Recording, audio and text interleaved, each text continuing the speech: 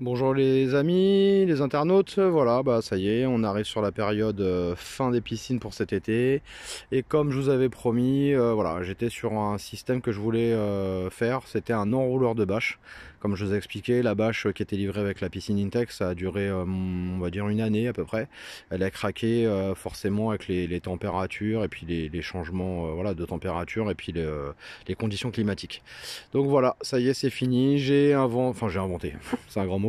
J'ai mis en construction ce système pour enrouler ma bâche.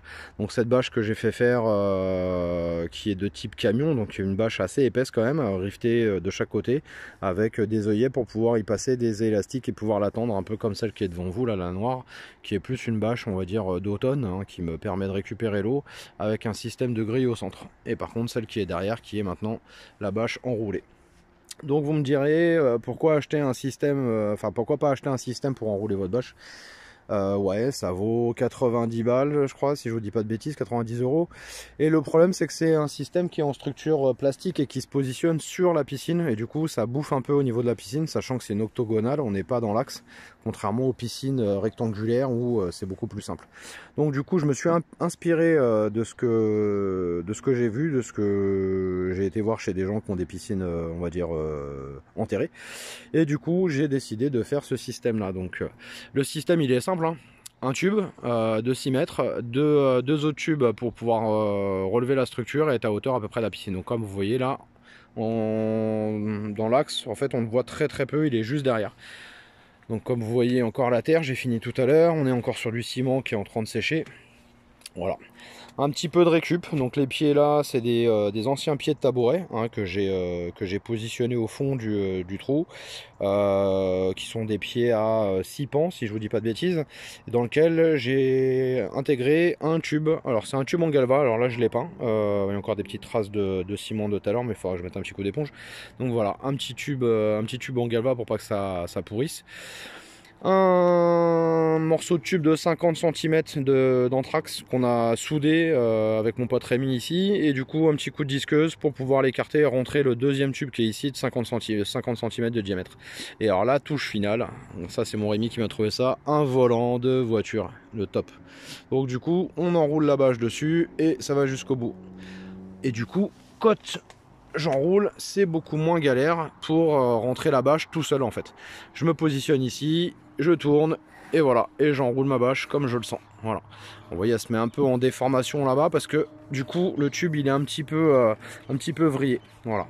Bon, c'est pas très grave, hein, il va se redévriller dans l'autre sens.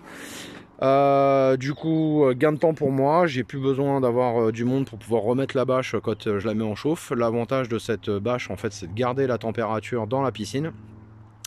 Et je vous cache pas que cet été ça a été un peu sympa parce que du coup effectivement la pompe à chaleur elle tourne, mais le soir venant bah forcément les différences de température descendent et forcément l'eau a tendance à se refroidir. Donc surtout si votre pompe à chaleur ne tourne pas toute la journée, toute la nuit, bah forcément vous avez une différence de chaleur. Et pour éviter que ça parte, bah forcément la bâche est hyper importante et celle-ci du coup me garde quand même pas mal la température dessus.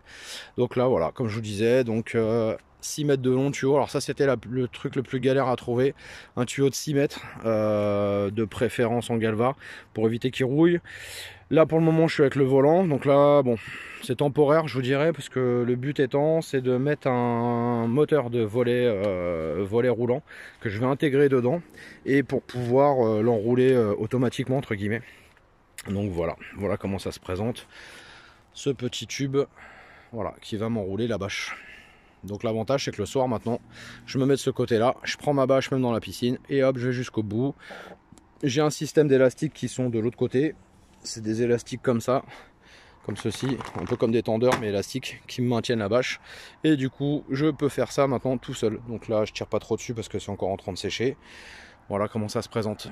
Là voilà, chose promise, chose due, voici donc la dernière vidéo sur cette petite innovation entre guillemets pour moi. Et voilà, je tiens vraiment à remercier Rémi pour son coup de main, ses idées qui sont toujours bonnes à prendre. Et puis voilà, le système étant fait maintenant, bah il n'y a plus qu'à attendre l'été prochain pour le voir fonctionner. Allez, je vous souhaite à tous bon hivernage pour vos piscines et puis bonne continuation à tous. À bientôt.